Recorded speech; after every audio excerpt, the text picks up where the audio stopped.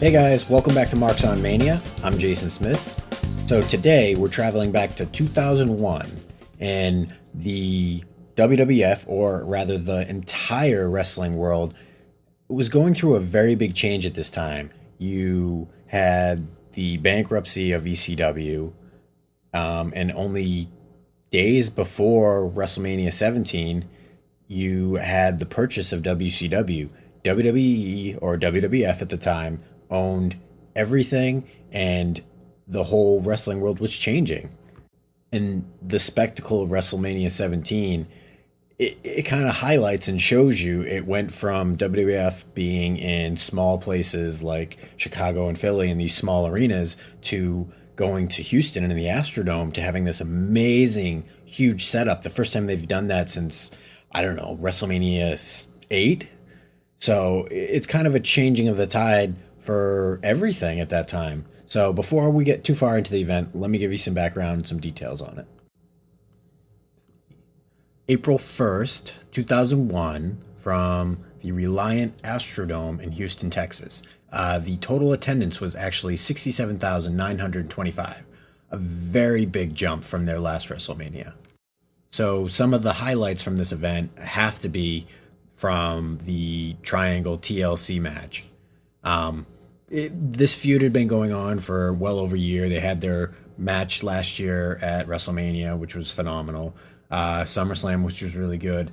And now this is kind of becoming the last chapter in these three teams, facing off. And what I liked about this is not only did you have the Hardy Boys, Dudley Boys, and Edge and Christian, they also worked in spots for Lita, Rhino, and Spike Dudley. And I'm glad that this feud got a chance to wrap up on the big stage. And it was time for all of these guys to move on to something different. You also have the Shane McMahon versus Vince McMahon street fight with Mick Foley as a special guest referee.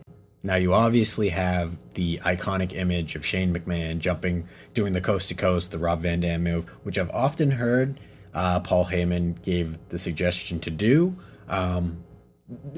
It was okay. I mean, this match was built around just basically that big spot. And the thing that I keep remembering is how actually Sean Stasiak fucked up the opportunity for the WCW guys to come out with Shane or somehow get involved in this match.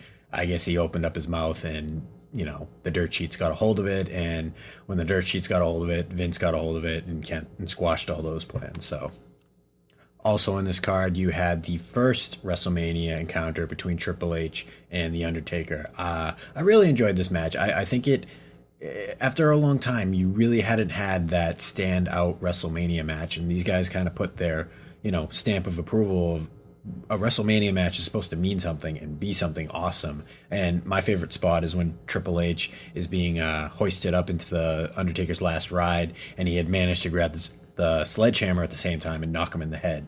It really cool and was changed. It was kind of like a oh fuck kind of moment. So I really enjoyed this match. I definitely suggest going back and watching this. And as well, you also had The Rock facing off with Stone Cold, a repeat of their WrestleMania 15 match. Kind of cool because it's almost like a big sports franchise, meeting again in the big game again. These guys were on the top of their game. They were the two biggest guys in the company, and they needed to face off one more time at WrestleMania. And these guys brought it. I think, looking ahead, these guys had 3 encounters over WrestleManias, and this has to be their best one. The image that sticks in my mind for this match is the desperation that Austin goes through when he pulls out the $1 Million Dream, his old submission move that he hadn't used in at least 3 or 4 years. So only thing you would have changed about the match itself was how it ended. Having Vince McMahon be the guy, that marked the end of the Attitude Era when Austin is shaking hands with Vince. It kind of put a damper on it. He could have gone any other way to become a heel, but that wasn't the right way to do it.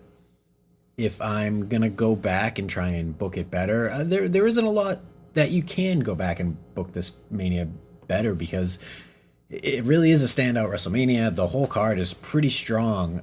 If I'm going to pick anything, it would probably be to try and put Kurt Angle and Chris Jericho in a program together, because I feel like they never got their shot to do enough in their WWE careers together, at least. If you want to go out and purchase the original DVD, the weird thing is this event is so popular that I have seen this DVD listed as high as $100, and that's pretty common to find this DVD at that listing. So if you can get a hold of this anywhere at a used DVD store or wherever on eBay, I'd suggest picking it up and trying reselling it.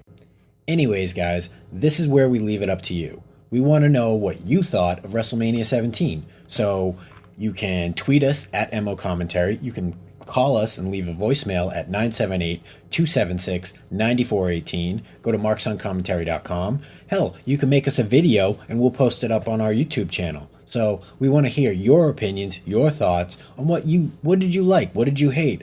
Everything, anything about WrestleMania 17. So for Marks on Commentary, doing Marks on Mania, I'm Jason Smith. Thanks for watching.